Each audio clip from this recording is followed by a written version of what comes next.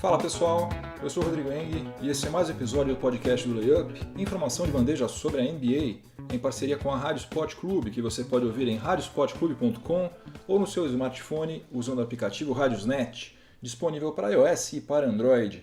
Esse aqui é o episódio número 127 do Layup. Eu estou gravando este episódio numa quinta-feira, dia 1º de novembro, véspera de feriado, e os assuntos de hoje vão ser os seguintes. No primeiro período eu vou falar sobre Derrick Rose, que teve uma performance celestial na vitória do Minnesota Timberwolves sobre o Utah Jazz, lá em Minneapolis. Um verdadeiro renascimento, Ele marcou 50 pontos, registrando seu novo career high na NBA e ainda fez um bloqueio no último segundo, eliminando as chances de haver prorrogação. Sensacional, Derrick Rose, vou falar bastante sobre isso no primeiro período. No segundo período, o assunto vai ser o Philadelphia 76ers, que tem campanha com 50% de aproveitamento nas suas 8 primeiras partidas e já dá sinais de que ficou estagnado em relação ao que apresentou na temporada passada. Tá com um gap considerável em relação aos seus principais rivais do leste.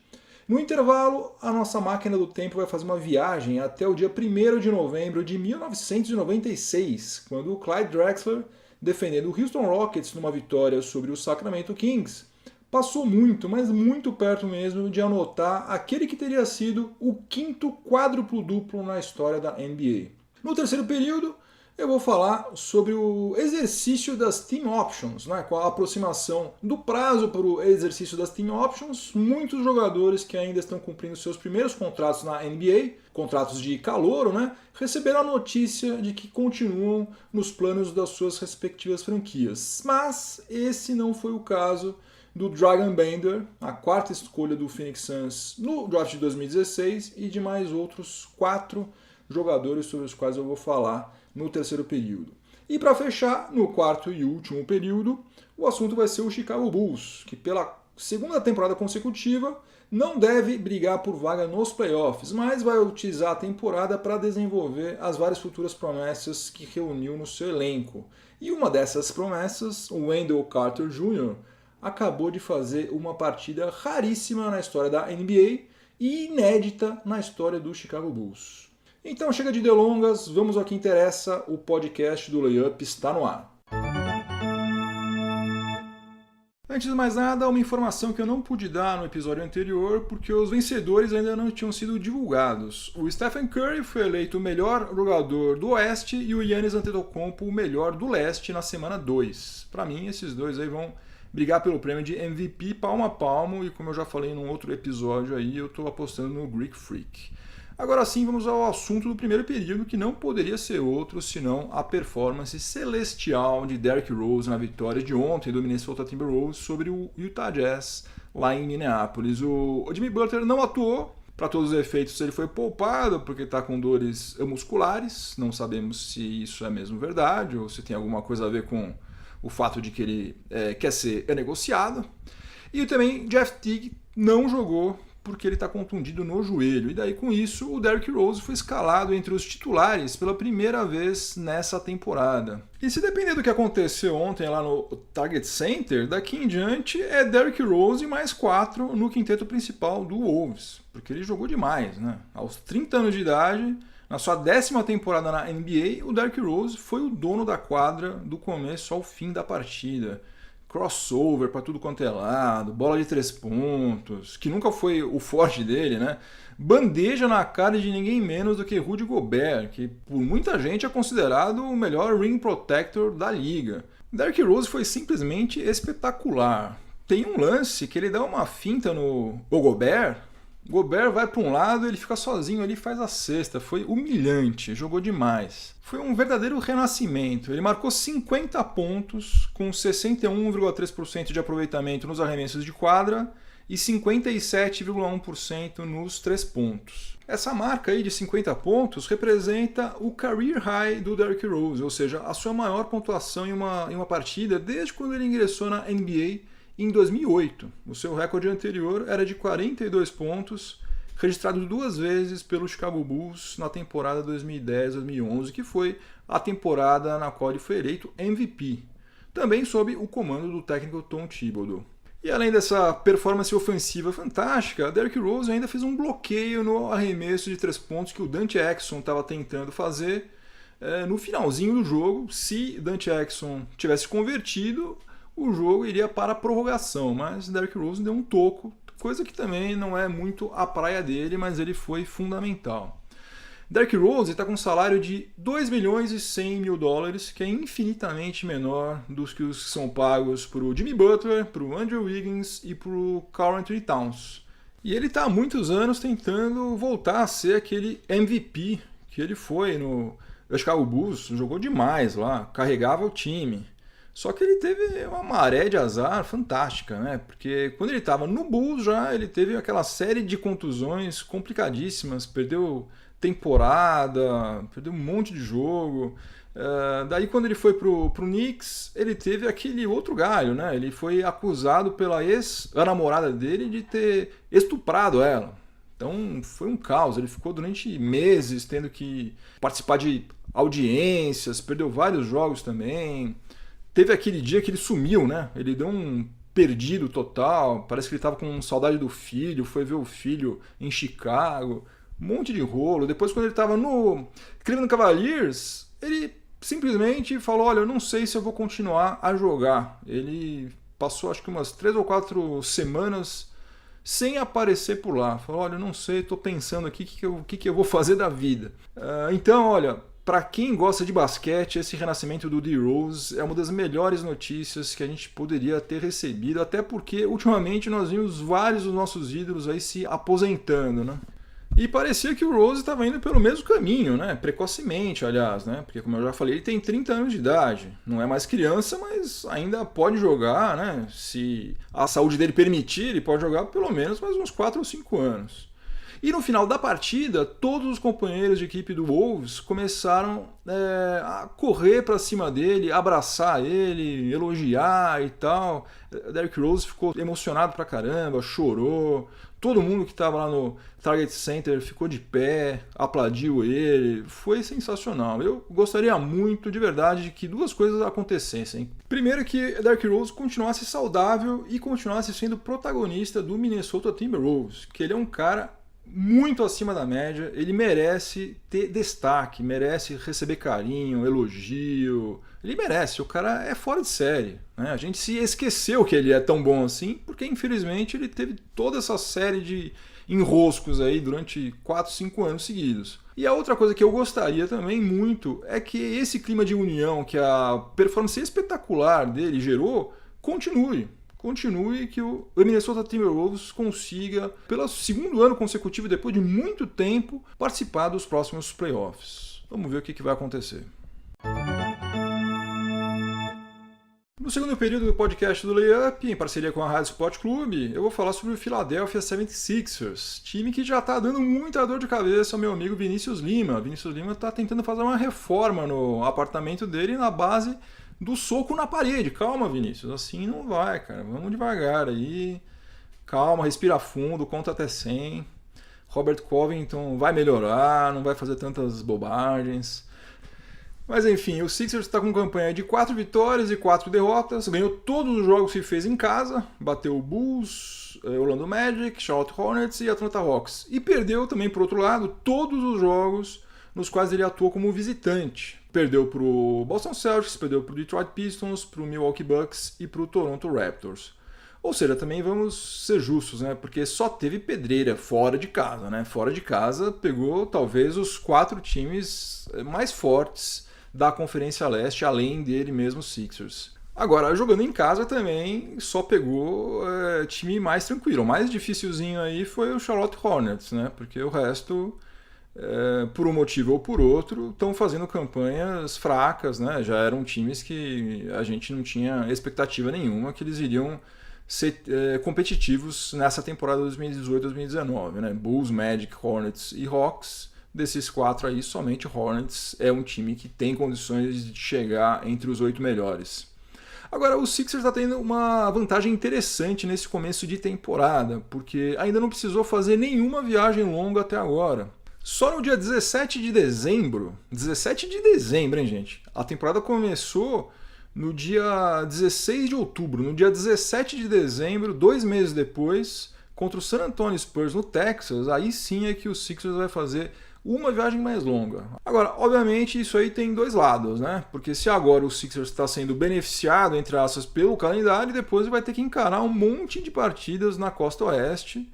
Então seria muito interessante construir aquela chamada gordurinha agora, né? Para ter o que queimar quando for encarar viagens longas e contra times mais complicados, né?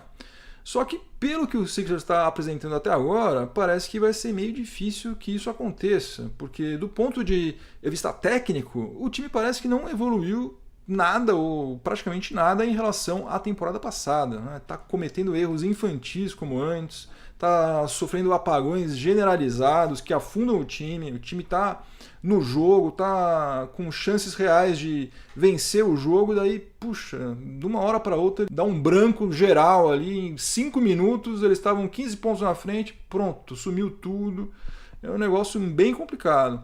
O Ben Simmons converteu até agora 37 arremessos de quadra nas 7 partidas nas quais ele atuou. Sabe quantos desses 37 arremessos foram convertidos de fora do garrafão? Nenhum, zero. Ou seja, ele continua sendo um jogador que só pontua perto da cesta. Outra coisa meio assustadora em relação ao Ben Simmons, do qual eu sou fã, né? Torço por ele, mas eu tenho que falar o que está rolando. Com ele em quadra, o offensive rating dos Sixers é de 104,6. Sem ele, o offensive rating dos Sixers sobe para 119. É uma diferença de menos 14,4 quando ele está em quadra. Isso aí está muito estranho. O Markelle Fultz está chutando abaixo dos 40% nos arremessos de quadra e pouca coisa acima dos 30% nos arremessos de fora do perímetro. O Fultz está jogando quase 10 minutos a mais por partida do que o TJ McConnell, que hoje é muito mais jogador do que ele.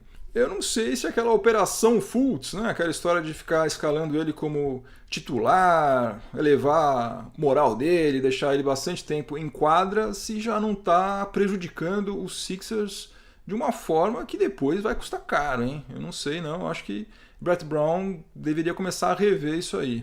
A verdade é que o Sixers foi muito prejudicado e também foi muito incompetente, né, para lidar com aquele escândalo dos tweets do Brian Colangelo. Né? Passou pelo draft e pela free agency sem um general manager e isso aí certamente reduziu as chances de a franquia conseguir emplacar alguma contratação de impacto. Né? Se você for analisar, na verdade, o elenco do Sixers atual ele ficou estagnado em relação a 2017, 2018 ou até piorou. Porque perdeu os jogadores experientes, né, e consistentes também, como o Marco Bellinelli, o Ersan Ilyasova, e repôs essas perdas aí com o Mike Muscala, que tem atuado como pivô, né, muito mais como pivô do que como 4, e também o Wilson Chandler, né, ex-Nuggets, que ainda nem estreou, que está se recuperando de uma lesão no músculo posterior da coxa.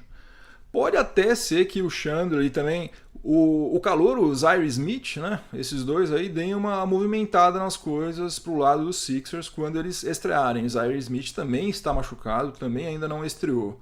Mas hoje, ao contrário do que muita gente imaginava, incluindo eu, a gente está vendo uma distância considerável entre os Sixers e as outras principais forças da Conferência Leste, que são Celtics, Raptors e Bucks. Coincidentemente, 3 franquias que já derrotaram o Philadelphia 76ers nessa temporada.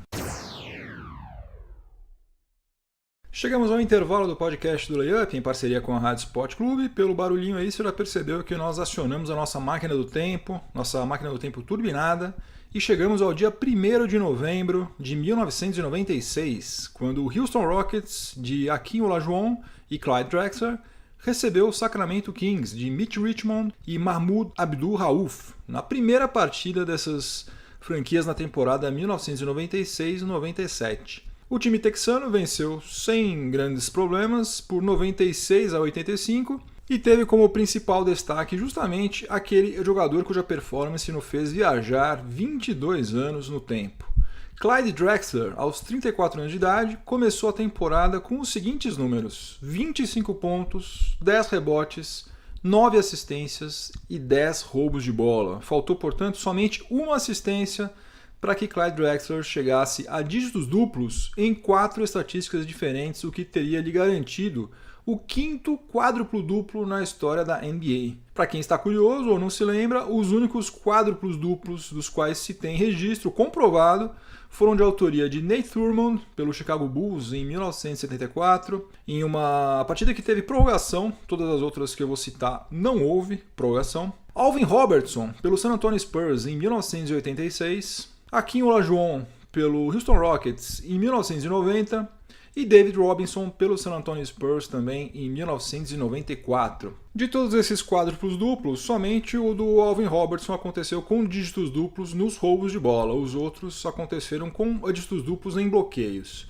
Agora, sempre que eu menciono os quádruplos duplos, eu gosto de lembrar que a NBA só começou a compilar estatísticas de roubos de bola e de bloqueios na temporada 1973-74, portanto, é extremamente provável que jogadores como Bill Russell, Will Chamberlain, Oscar Robertson, Jerry West, entre outros, tenham anotado quádruplos duplos nas décadas de 1950 e 1960, mas sem que haja registro oficial dessas performances.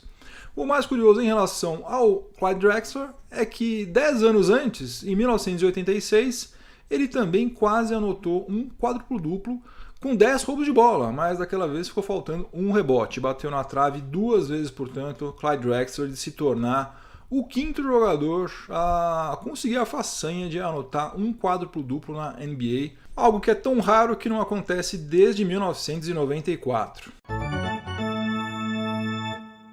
Começando o terceiro período do podcast do Layup, em parceria com a Rádio Sport Clube, para falar um pouco do mundo contratual da NBA, em especial falar sobre as Team Options. Venceu agora no final de outubro o prazo para exercício das Team Options por parte das franquias referente à temporada 2019-2020. E o que são as Team Options para quem ainda não está familiarizado com o mundo da NBA? A Team Option é uma cláusula que pode ser inserida nos contratos dos jogadores e quando isso acontece a franquia fica com a prerrogativa de dar seguimento àquele contrato conforme ele tinha sido assinado ou simplesmente dispensar o jogador sem precisar pagar o restante dos salários devidos a ele. Jogadores veteranos podem ter team option referente somente ao último ano do seu contrato, mas jogadores que ainda estão submetidos aos seus primeiros contratos na NBA, contratos de calouros, né? Eles podem ter team option nos 2 últimos anos se o contrato tiver prazo de 4 anos. Pois bem, como eu disse no começo, venceu o prazo para exercício das team options referentes a 2019 e 2020. E o que aconteceu foi o exercício em massa de quase todas. Quase todas porque 5 jogadores, a não ser que eu tenha esquecido algum, que ainda estão cumprindo seus contratos de calouro, receberam a notícia de que eles não fazem mais parte dos planos das suas atuais franquias. Eles têm contrato garantido até o final da temporada atual, né, 2018-2019, mas vão se tornar free agents em julho do ano que vem. Vamos a eles. O Malaki Richardson, jogador do Toronto Raptors, foi um deles. Ele foi selecionado pelo Charlotte Hornets na 22ª escolha do draft de 2016. Depois ele foi trocado pelo Marco Bellinelli com o Sacramento Kings, logo de cara, e trocado pelo Bruno Caboclo com o Toronto Raptors em fevereiro de 2018. Aliás, eu esqueci de comentar aqui no nosso podcast que, como previsto, né, Caboclo acabou sendo dispensado pelo Houston Rockets antes do início da temporada. Isso significa que o Brasil está com apenas 3 representantes na NBA nessa temporada. Nenê Hilário, do Houston Rockets, Raulzinho, do Utah Jazz e o Cristiano Felício, do Chicago Bulls. Mas voltando ao Malaki Richardson, o Toronto Raptors vai se livrar de pagar 2,5 milhões de dólares em salários para ele na temporada 2019-2020. E o que é melhor ainda, vai abrir uma vaga no elenco da franquia canadense. Quem também não teve a sua team option exercida foi o Henry Ellenson, jogador que foi selecionado pelo Detroit Pistons na 18ª escolha do draft 2016. Também não está nos planos do técnico do Dwayne Casey. Nas suas 2 primeiras temporadas pelo Pistons, o Henry Ellenson atuou em 57 partidas, até que não é pouca coisa, e não foi nada bem não, gente. Ele teve aproveitamento, por exemplo, na temporada passada de 36,3% nos arremessos de quadra. É muito pouco, né? Média de 4 pontos, média de 2,1 rebotes, e jogando pouco tempo, claro, né? Mas Infelizmente, a fila lá na NBA, ou felizmente, não sei, ela anda bem rápido. Se o cara não mostra serviço logo, raramente tem muito mais chances. Quem também está correndo sério risco de sair da NBA precocemente é o pivô Justin Payton, do Minnesota Timberwolves. Ele foi selecionado pelo Chicago Bulls na 16ª escolha do draft de 2017 e foi envolvido imediatamente em seguida naquela troca do Jimmy Butler pelo Zach LaVine, Chris Dunn e o Lauri Markkanen. Na temporada passada, ele fez somente uma partida e ficou em quadra somente 4 minutos. Passou a maior parte do seu tempo na D-League, né? Defendendo o Iowa Wolves. E como desgraça pouco é bobagem, ele se contundiu seriamente nessa off-season, o que certamente tornou a decisão do Tom Thibodeau de não exercer a team option ainda mais fácil, né? Vai gerar uma economia de aproximadamente 3 milhões e 100 mil dólares ao Minnesota Timberwolves em 2019 e 2020. Marquise Chriss, que foi parar no Houston Rockets naquela troca com o Phoenix Suns envolvendo o Ryan Anderson, também não teve a sua team option exercida pela franquia texana. O Marquise Chriss foi selecionado pelo Sacramento Kings na 8ª escolha do draft de 2016 e daí foi trocado na mesma noite com o Phoenix Suns. Ele vai receber 3 milhões e 200 mil dólares nessa temporada, mas não vai ver a cor dos mais de 4 milhões referentes à temporada 2019-2020. E mais um outro jogador selecionado na primeira rodada do draft também vai ter que procurar emprego em julho de 2019. Aliás, não apenas jogador de primeira rodada, mas jogador que foi selecionado no Top 5 de 2016, sobre o qual falamos outro dia mesmo aqui no nosso podcast. O Phoenix Suns não vai exercer a team option do Dragan Bender para 2019-2020, e com isso Suns, vai economizar uma bela grana, 5 milhões e 800 mil dólares. Mas não vai escapar de pagar os 4 milhões e 600 mil dólares restantes que são referentes a essa temporada atual. Além de ter perdido a oportunidade rara de selecionar um jogador melhor, afinal de contas a 4ª escolha em um draft é um negócio que tem um valor absurdo, o Suns ainda jogou mais de 13 milhões de dólares em salários ao longo das 3 temporadas aí, no lixo, com um cara de 2,16 m que tem média de 5,3 pontos, 3,7 rebotes e aproveitamento de 37,8% nos arremessos de quadra. E esse aí não pode reclamar de falta de oportunidade, porque apesar da contusão que ele teve, ele sofreu no início de 2017, ele atuou até agora em 128 partidas, com média de 20,7 minutos por partida. Então, o que faltou ao nosso glorioso Dragan Bender não foi oportunidade, não, foi talento mesmo. No quarto e último período do podcast do Layup, em parceria com a Rádio Sport Clube, o assunto vai ser o Chicago Bulls. O Chicago Bulls fez uma campanha de 27 vitórias e 55 derrotas na temporada passada, ficou fora dos playoffs e deve novamente ficar fora da pós-temporada 2019, embora muito provavelmente com uma campanha melhor do que a que fez na temporada passada. Não tem nenhuma novidade nisso, todo mundo está sabendo, porque afinal de contas o Chicago Bulls apertou fundo aquele botão de reboot quando negociou Jimmy Butler.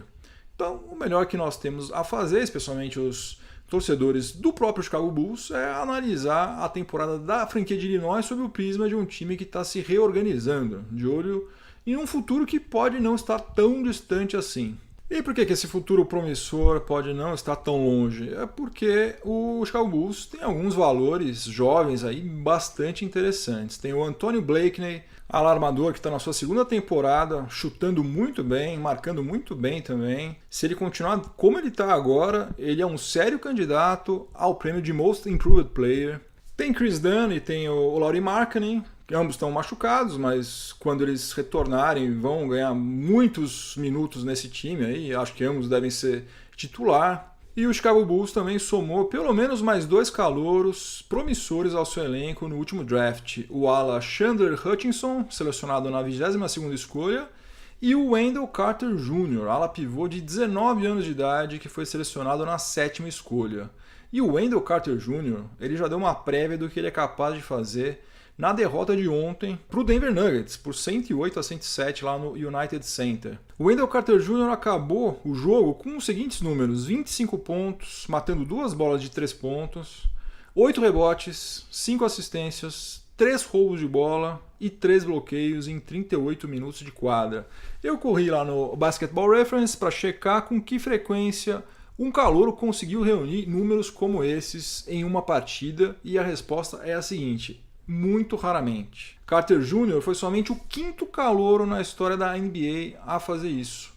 O último novato com pelo menos 25 pontos, 8 rebotes, 5 assistências, 3 roubos de bola e 3 bloqueios em uma partida havia sido o Anthony Hardaway, ou Penny Hardaway, né, em 1993, ou seja, há 25 anos. E nenhum calouro do Bulls, nunca, nem Michael Jordan, ninguém jamais tinha feito coisa parecida com o que o Wendell Carter Jr. fez ontem. Ele acabou de chegar e já está tendo mais minutos em quadra do que o nosso Cristiano Felício. Só que o Fred Hoiberg ainda não pode abrir mão do Felício, porque, embora no ataque ele esteja bem devagar, né? Felício está com média de 5,6 pontos por partida, defensivamente, Cristiano Felício ainda é um dos melhores jogadores do Chicago Bulls. Enfim, outro dia eu falei do começo de temporada avassalador do Zach LaVine. Hoje eu fui obrigado a falar sobre esse jogo do Wendell Carter Jr. Mesmo levando muito couro, muito mais couro do que colecionando vitórias, o torcedor raiz do Chicago Bulls está tendo bons motivos para acompanhar de perto essa temporada.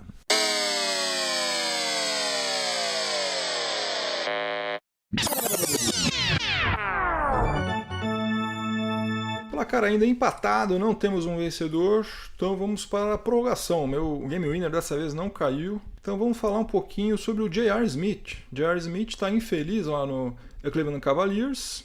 Cleveland Cavaliers, por sua vez, está tentando se livrar dele faz um bom tempo, não consegue. E hoje, quinta-feira, J.R. Smith declarou que ele quer ser renegociado. Não está feliz lá em Ohio, quer ter mais tempo de quadra e falou que ele quer ser negociado, como todo mundo está cansado de saber que vai acontecer mais cedo ou mais tarde, J.R. Smith vai acabar sendo trocado. Acontece o seguinte, que pelas regras da NBA, pelo acordo coletivo que foi assinado entre jogadores e liga, nenhum jogador pode manifestar publicamente o seu desejo de ser negociado, sob o risco de sofrer uma multa que pode chegar a $10 mil. Aliás, foi exatamente essa multa que foi imposta ao Eric Bledsoe quando ele tweetou "I don't wanna be here". Eu não quero estar aqui, ou seja, quero ser trocado, me tirem daqui pelo amor de Deus. E naquela ocasião, Eric Bledsoe teve que pagar uma multa de $10 mil, e agora o Adrian Wojnarowski está levantando a hipótese de que J.R. Smith, ao responder a questão sobre se ele queria continuar no Cavs ou não, com sinceridade, né, dizendo que de fato ele não quer ficar mais lá, J.R. Smith está sujeito a ter que pagar também mais $10 mil de multa. Já teve aquele problema também com aquela tatuagem na perna, se sentiu perseguido, e agora mais essa para J.R. Smith. Agora sim, fim de jogo, acabou mais um episódio do podcast do Layup, espero que vocês tenham gostado, obrigado pela companhia. Antes de eu ir embora, vou deixar a minha trilha sonora para esse final de semana aqui, que vai ser a música Get Up Off That Thing, lançada num single por James Brown em 1976. Quando eu tento dançar, eu corro sério risco de cair, né? Porque eu tenho 2 pés esquerdos, eu não sei dançar. Agora, essa música aí é impossível você escutar e ficar parado. Esse é o funk de verdade, não é esse funk mequetrefe, sem vergonha, que rola atualmente e que não merecia nem ser chamado de funk, né? Porque não é funk, é qualquer coisa menos funk. James Brown fazia o funk de verdade, ele era meio malucaço, ele era meio politicamente incorreto, mas o cara tinha as manhas. Então, Get Up Off That Thing, com James Brown, é a minha dica de hoje. Recados. Primeiro de tudo, um grande abraço pro Glaucio de Campos e pro Rantins. Eu não sei se esse nome é um nome inventado ou se realmente tem uma pessoa que se chama Rantins, mas enfim. Rantins, é você, cara. Valeu, obrigado. Tamo junto. O que mais? Ah, sim, inscrevam-se na newsletter do Layup para receber as informações referentes à programação da NBA na TV. Você recebe toda semana. toda a grade de jogos que serão transmitidos por ESPN, Sport TV e Vivo. Que mais? Siga o Layup nas mídias sociais, Layup BR no Facebook, Layup BR no Twitter e Layup NBA no Instagram. E se você estiver ouvindo este episódio em alguma plataforma de podcast, aproveite para avaliar positivamente o podcast do Layup, me dá uma força. Inscreva-se no meu canal do YouTube, por favor. Isso aqui já é uma súplica, não é nem questão de eu estar fazendo uma recomendação, é uma súplica que eu faço.